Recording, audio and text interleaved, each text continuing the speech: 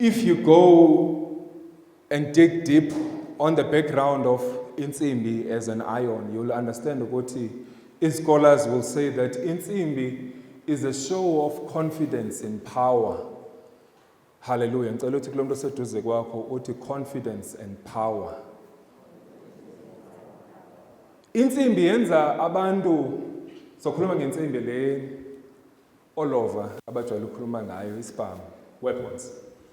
It makes umuntu that used to be fearful, umuntu ebekade saba, umuntu ebekade thukile, umuntu vele ebekade engenaso isibindi sokwenza izinto, uma usumnikeza insimbi usumnikeza umgaxamandla.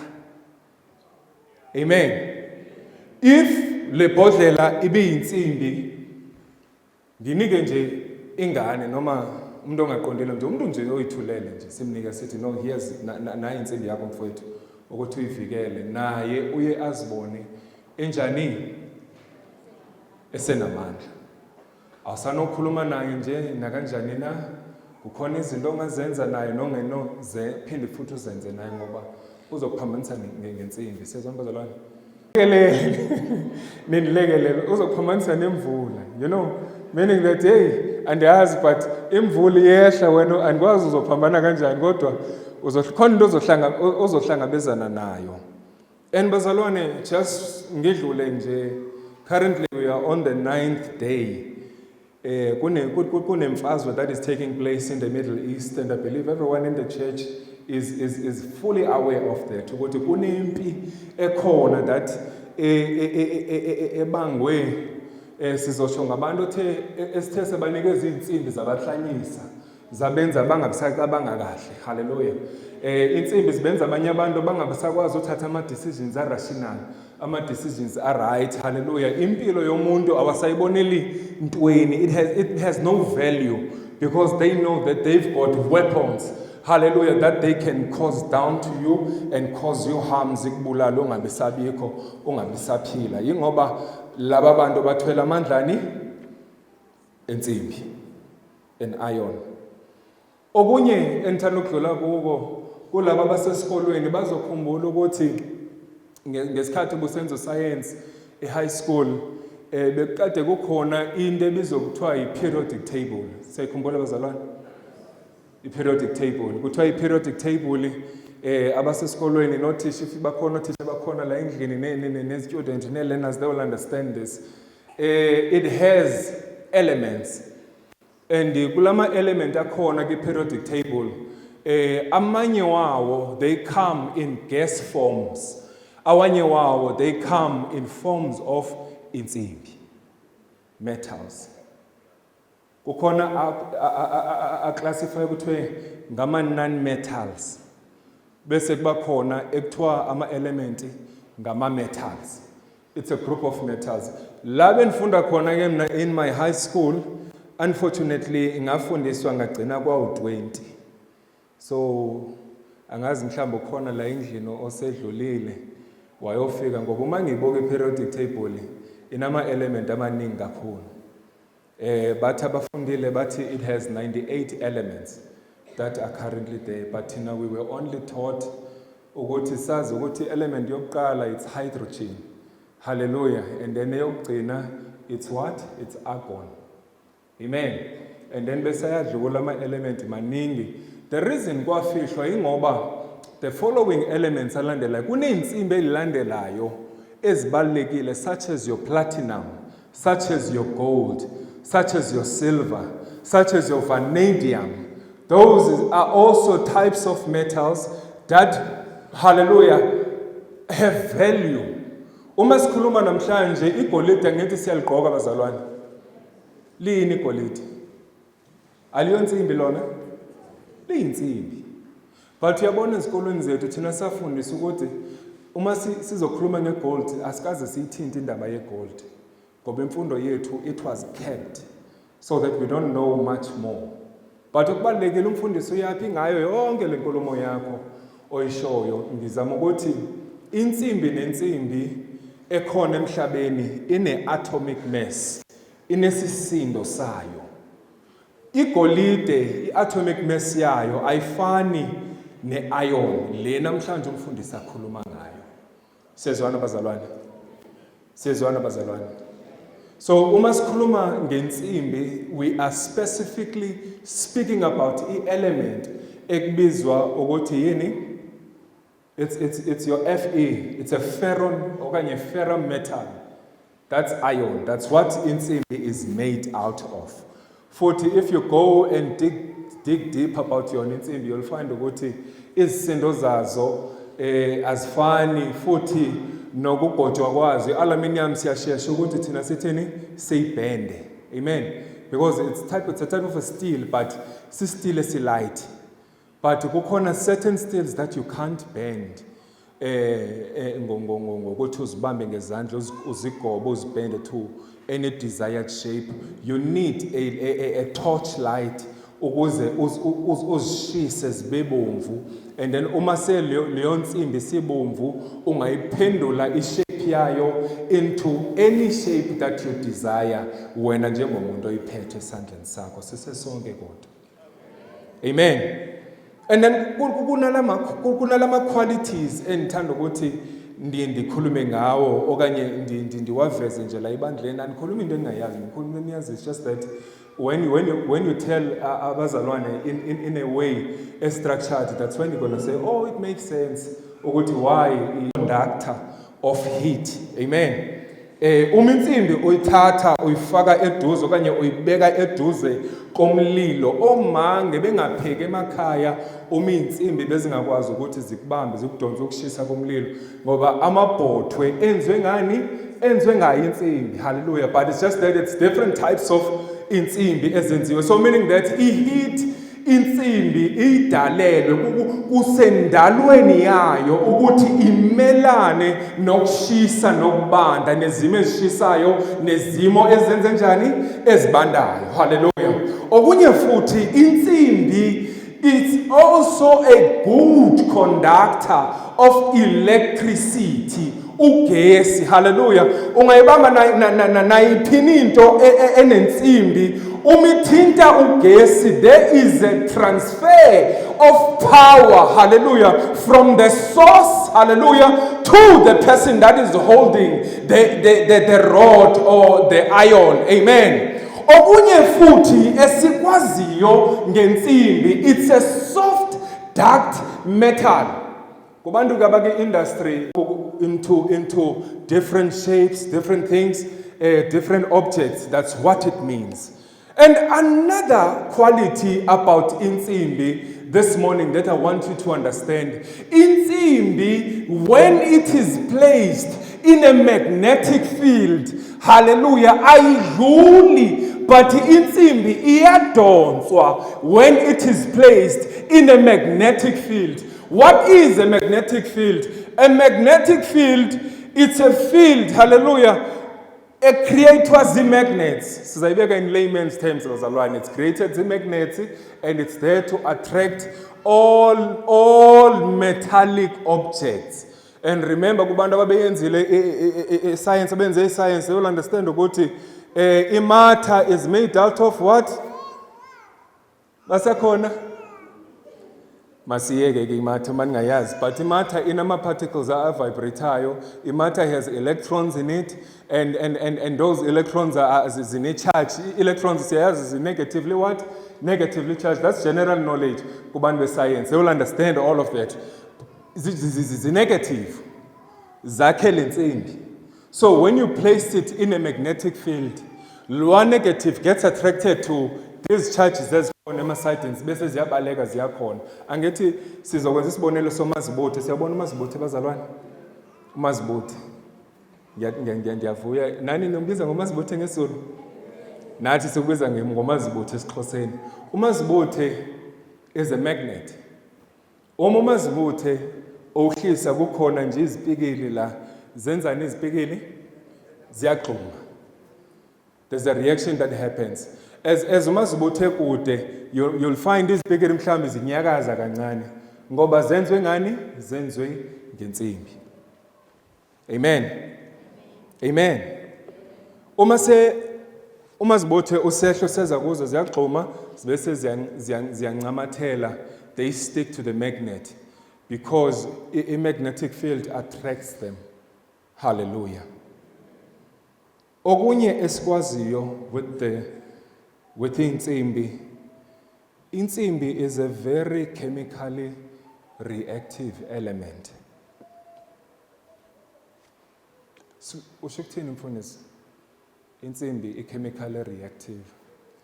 If sithatha insimbi entsha, ngicela nje our media team if they can project for me imbazo, ngoba sizokhuluma ngembazo this morning.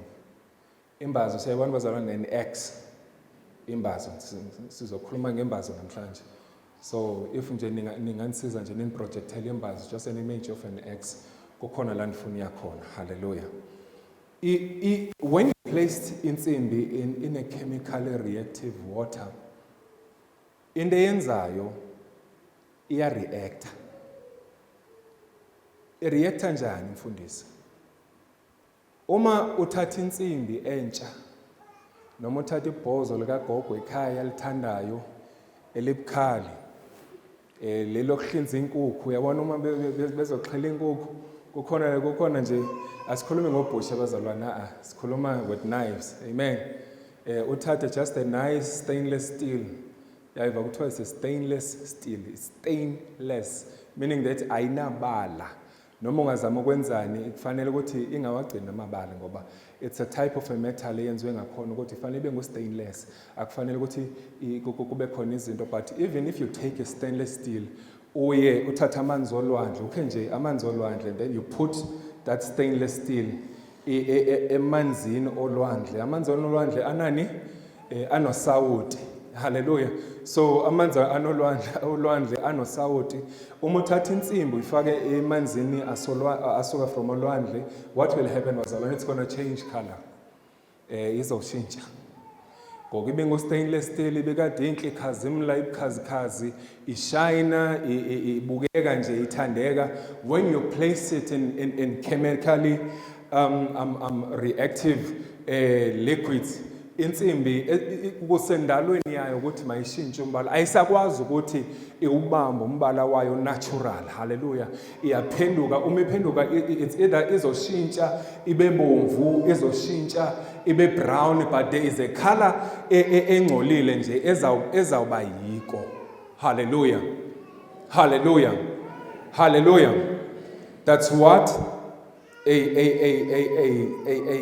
iron does when it's placed in chemically reactive situations. Hallelujah. Sisekhona. Ngicela siye to the 2 Kings chapter 6 verse 1. Thank you. Ngiyabulela kakhulu ku-media team. As we can see bazalwane, imbazo inomphini. And then bese eyona nto eyenza ukuthi imbazo ibe nobukhali, it's the head. And the head of imbazo inecala that is sharp, and then ibe necala that is blunt.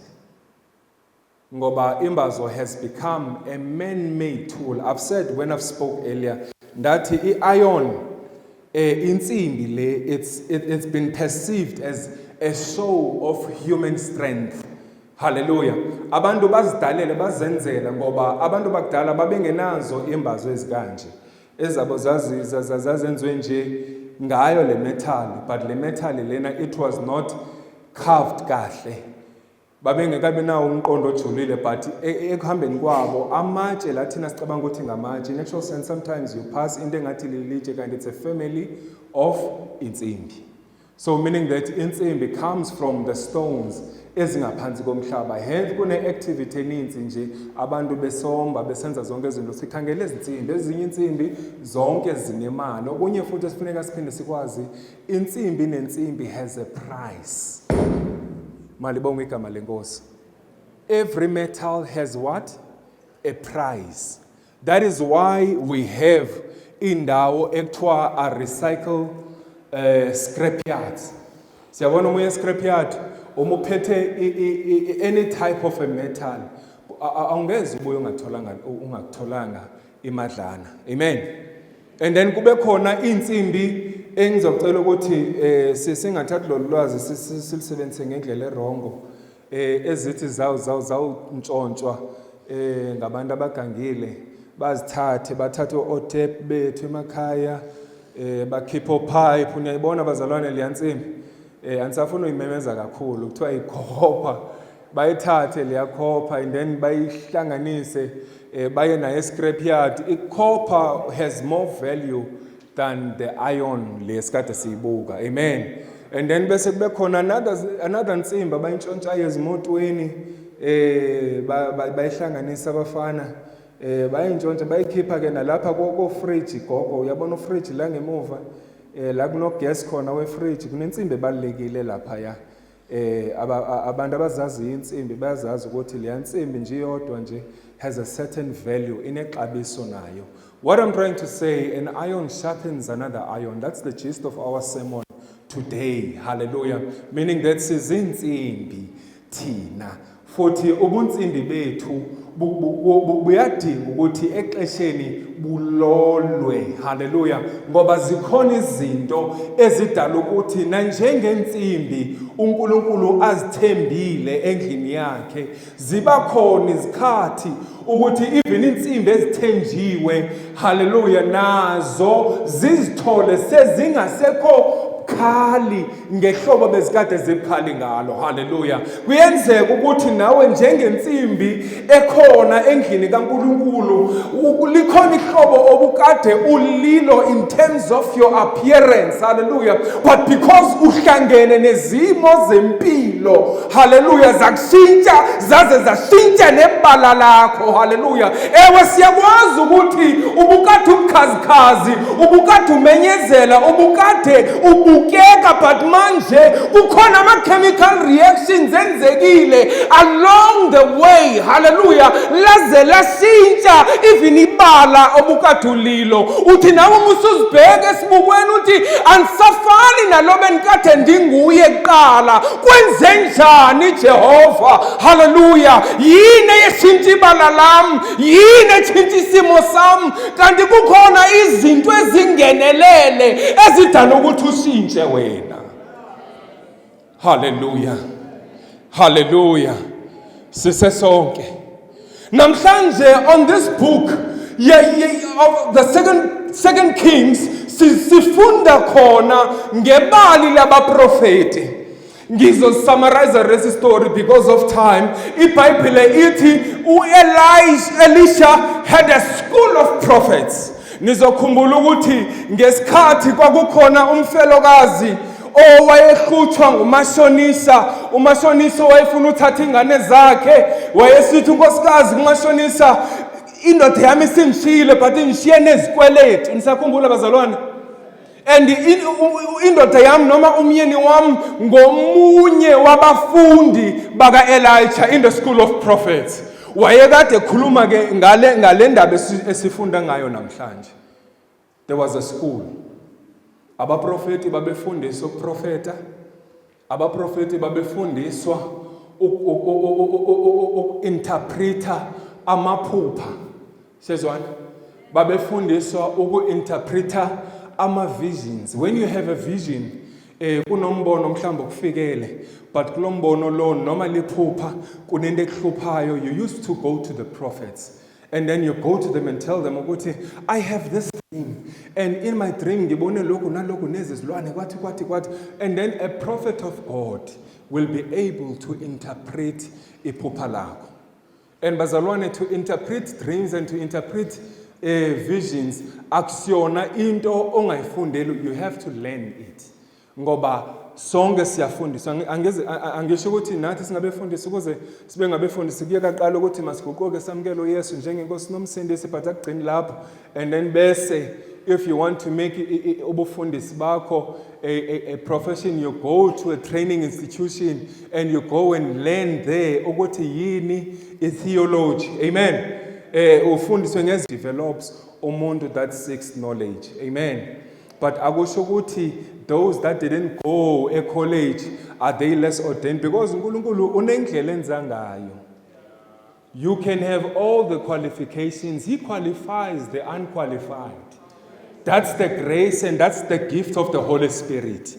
Ngoba ukuzu interprete noma uthini akusadingeki manje certificate, but kudingeka umuntu onobudlelwane noNkulunkulu. Ngoba uNkulunkulu uzambula ebantwini that spend time with him.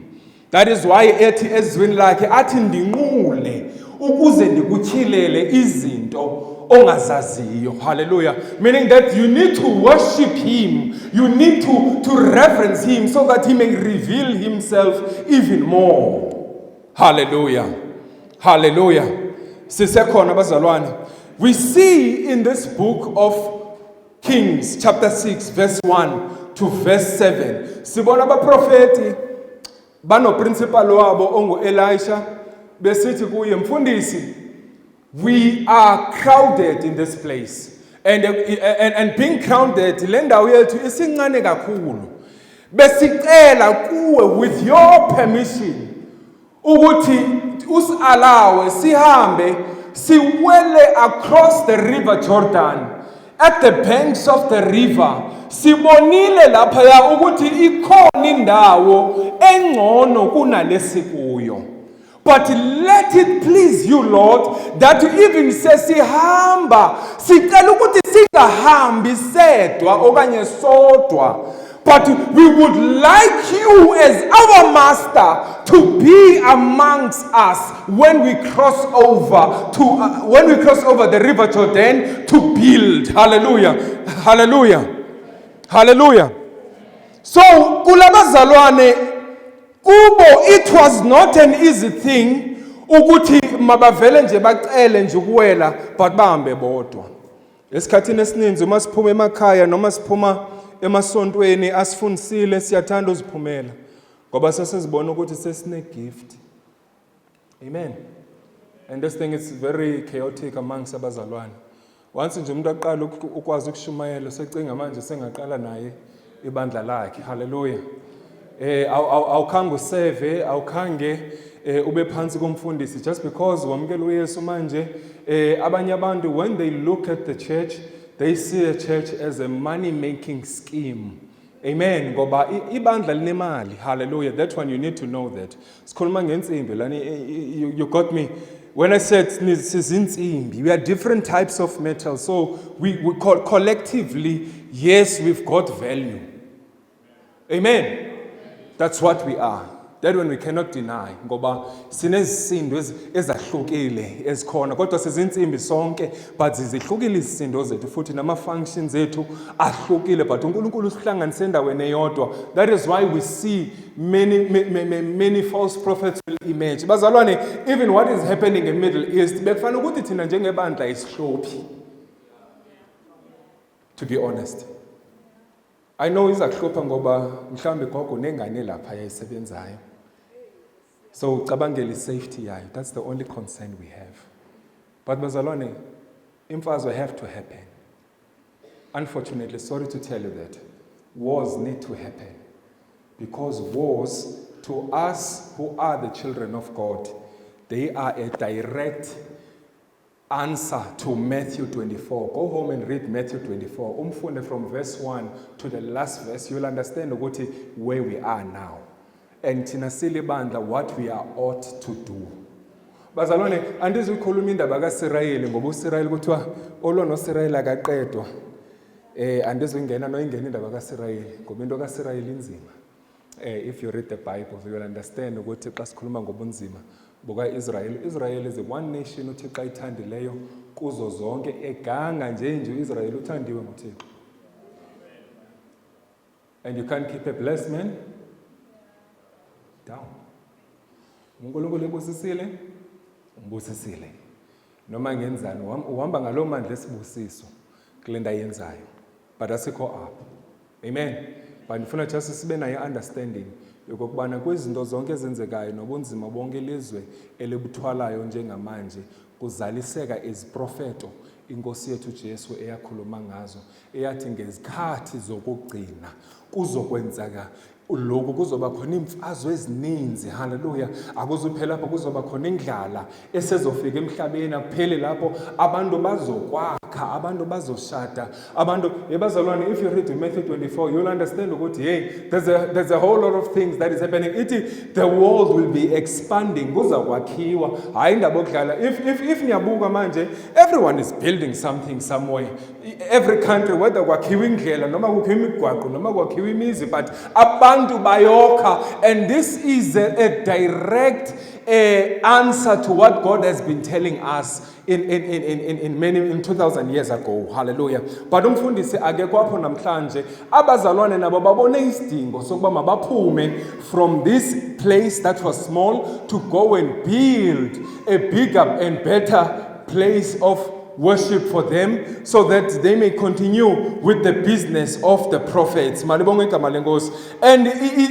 when they went out, unfortunately, not all of them had the right tools. Ezoboka, babephethe i-ofosholo, bephethe izipedi, bephethe ireki, bephethe bush.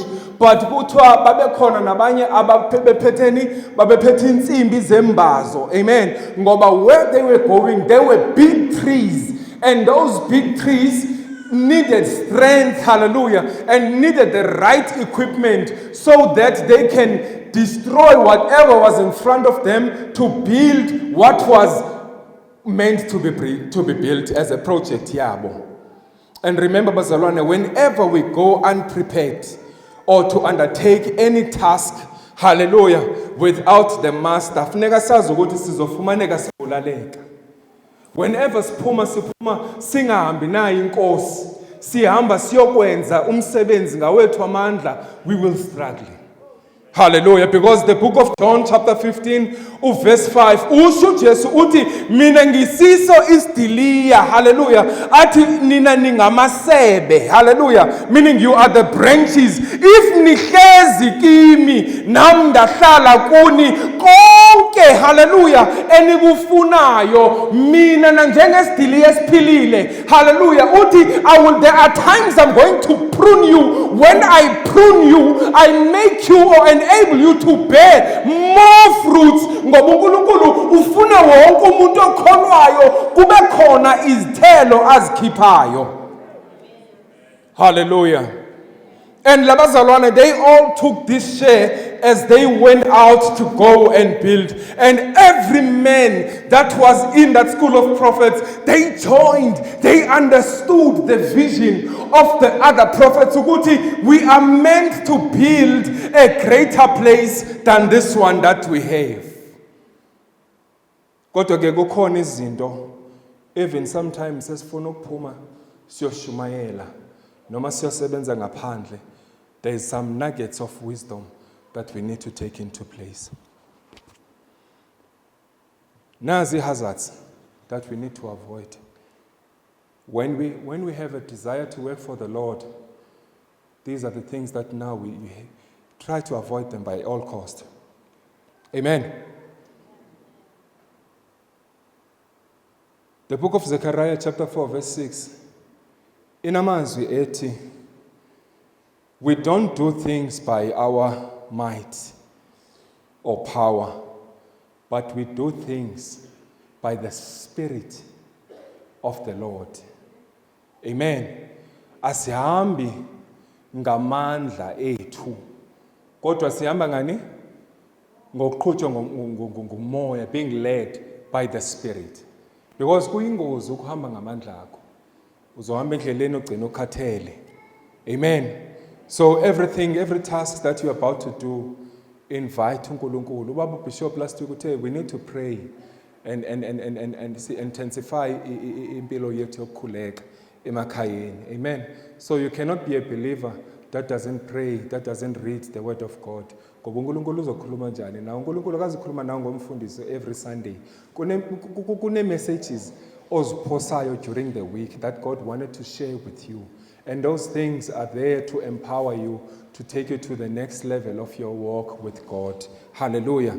Later, while they were busy working, I'm cutting the long story short, later he lost his ex-head, Ukhona one of the young prophets ezaziphumile, hallelujah, uthe esashaya njalo, hallelujah, and then ikhanda lembazo yakhe laphuma kwasiyeka a pin that was left in his hand, hallelujah, and perhaps mhlawumbi lo mzalwane ngesikhathi besebenza he was working energetically, eshaya kangangoko ngoba uyazi xa nisebenzela baningi you get encouraged, isn't it so bazalwane? When you work as a team, you get encouraged. Nalo besegcine ekhathala uthebuka abanye but athole motivation. Hallelujah. And I love how our miners, abantu abasebenza emgodini, bebedla ngohlabelela ingoma ezabaqhuba ezibabesebenza. Nalabo abathola ukukhathala ingoma igcina baphakamisa nabo ukuthi mabaqhubeke bawenze lo msebenzi ababekele wona. Hallelujah. As this young man eshaya ebengaqhubeka bazalwane, if mhlawumbi it was me being lazy ukushaya izigqobo, imagine manje kuselimkile ikhanda, maybe I could have continued hitting with ibheki so that nami ngizobonwa ukuthi ngiyasebenza, ngoba whenever abantu besebenza there will be someone that is a supervisor that is just there to monitor ukuthi everyone ingabe uyasebenza effectively kwisitishi akuso. Hallelujah. That is why we need people to supervise us. That is why we need leaders to mentor us, just to see ukuthi are we still doing the Lord's work in an effective way. Hallelujah. Hallelujah. And when they were doing that, hallelujah, he's conscious. That's when he realized whatever effort he was making, it is no longer effective. Bazalwane, when last did you recognize yourself ukuthi awusamkhonza uNkulunkulu ngehlobo okade umkhonza ngalo? Ingabe namandla obuqale ngawo asekhona? Ngoba kuyenzeka ukuthi obuqale nawo namandla, but kwathi ngoba umsebenzi uyaqhubeka, kube khona ukutyafa, kube khona ukukhathala, kube khona ukudinwa. Ukudinwa ngesiXhosa means to be tired. Amen. I know it means to be angry. So when I use ukudinwa, I understand I don't mean to be angry. I mean to be tired, extremely tired or exhausted. And this is what was happening to these young men. They just became extremely tired. And sometimes bazalwane kuyenzeka ukuthi sithi sisasebenza sicabanga ukuthi uNkulunkulu usekhona enhlizweni ezimpilweni zethu, kanti uNkulunkulu akasekho. Yazi ithi iBhayibheli uMoses the time etshele the lady, what was her name? Was it Deborah? Amen. Nisamkhumbula bazalwane? Hallelujah. uSamson uDelilah. Delilah. Wamtshela ukuthi no, amandla ami ala ezinweleni. And then uDelilah was cut dreadlocks zakhe. And then wese emvusa sithi, Samson, wake up. Ama-Philistines are on top of you. uSamson ngenjwayelo, yazi museyenza into ngenjwayelo, uphuma ngenjwayelo. And then when he went to ama-Philistines, angithi last time ubebadabulile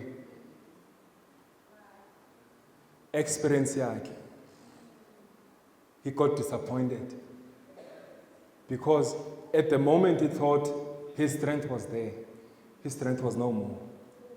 Ubesefana nje nalo mzalwane obephethe imbazo, obekade eshaya. Ngesinye isikhathi kuyenzeka bazalwane singarealize amandla etheni ehambile. And this is where most of us as Christians, kukhona isikhathi sokuba xa kuhamba amandla, what comes in the experience. You're not being led by the Spirit, but usoyenza into ngoba uyitheni uyijwayele. Experience yakho comes into place. So these are the things to avoid. Avoid to serve God with your experience. Experience is the best teacher.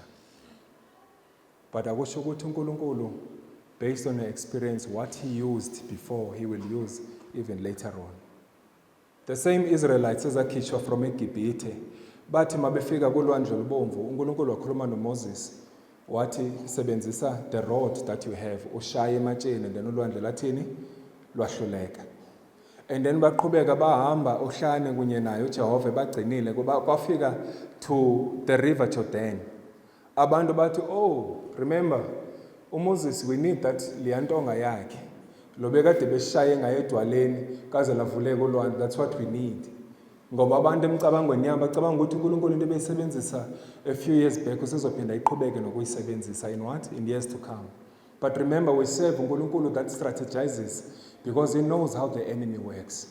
And uma uSathane esazi ukuthi leya ntonga iphethwe nguMoses possesses what power, vele uMoses uzoba yini uzoba itarget. Amen. So meaning that if I am to do something else, I need to change the way I've done things yesterday. I can't make Moses a target.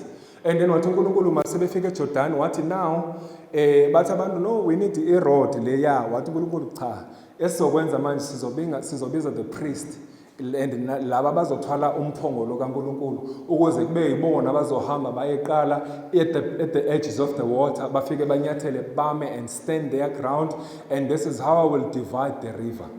Hallelujah. And then bese uNkulunkulu wathi akusekho Moses ozoshaya edwaleni but namhlanje kuzoma young priest, hallelujah, that will carry the ark of God. And while they are carrying the ark of God, uthi uNkulunkulu I will form the waters ukuze kube ngathi ludonga. Remember that there's a difference between a sea and a river. A river has a current, kukhona la manzi ahamba ayogcina khona. But olwandle is just there. Water does like this. It's not going anywhere. Amen. Hence, when God crossed the Mgiligi River Jordan, he had to make a wall of water. Bese onga wanyamanzi ayingale ahamba. It was just dry ground at Jordan on the other side, but the other side had water. But uNkulunkulu wakhutonga with his priest. What I'm trying to say mfundisi is that kuyingozi ukumserve uNkulunkulu ngamava nange experience yethu. But we need to be always led by the Spirit. And the Spirit is the one that will tell us what to do and when to do things. Amen. Amen. Amen. Ngizocela if usekhona uBhutgabela just nje ansize. Amen. Anigqokanga ndimboni andisifakanga izibhekes. Amen. Sizokhuleka bazalwane in these few minutes. What do we must do then? Uma nkolo sesisimkhonza uNkulunkulu ngale experience ingaka mfundisi. We must make a full confession. Make a full confession. If you know you've been doing things ngamandla akho, i-confession kukuhlambulula. Kuhlambulula. Kuthi ewe Nkosi, I've relied in my own strength. I've been doing this ngawamamandla. And now sekuyazwakala. Ngoba uma usenza ngamandla akho uzogcina ukhathala endleleni. Uzogcina ulimala. Ngesinye isikhathi ulimaza nabantu abaseduze nawe. Ngoba imbazo yakho ikhanda layo liyayeqa. Li-unstable. Yazi njengomfana I've used imbazo enekhanda le-unstable. Ngishaya inkuni ekhaya uma kukhona umsebenzi. Kuney'nkuni ezimanzi ongeze uzaphule ngembazo ngisho noba ibukhali kangakanani. But ifika imbazo ibounce mayifika kho ishaya khona. Ayibounce ngoba ayinawo amandla ukuthi it can penetrate leza nkuni. Ibounce because the environment lezi nkuni ezikuyo allows them to be moist and bounce. Amen. But isidinga umuntu ke ozoba neskill okanye indlela thizeni azokwazi ukuthi ashaye ngazo uma zimanzi lezi nkuni. Hallelujah. The first thing is for us to make a bold confession. Sithi uNkulunkulu asenzanga kakuhle. Asicinganga kakuhle, asithethanga kakuhle. And then uma senzile lokho, hallelujah. Kubalulekile ukuthi sihambe naye lo osiholayo Ngoba when you start to realize what you've been doing this on your own, you need to be able to trace back ukuthi amandla am nobu-effective bam aphelele. Where is the point or the area I've lost, hallelujah, my edgeness or my sharpness? And kubalulekile ukuthi ngibuyele kuye umaster wam, hallelujah, which is the principal. Ngithi ngililahlile izembe noma imbazo ngesikhathi bengishaya imithi nezihlahla kule ndawo. Hallelujah. Hallelujah. Uma senze njalo bazalwane, it's very important to identify. You need to be able to identify izinto ezikubangela ukuthi wena ungafikeleli lapho uNkulunkulu afuna ufikelele khona. And bazalwane, through his self-introspection ukuthi ungabheki abantu abasecaleni kwakho, but uthini? Ubheke wena. Uma umile ubheke esibukweni, subuka just ukufaneleka kwakho. Amen. Isibuko is supposed to make us look better every day, because the man that is in the mirror is you. Are you pleased by what you see in the mirror? Let's take it a step further. Is God pleased by the man and the woman in the mirror? And you know when he's not. And what do? We surrender. That's what we do. Siyazinikela.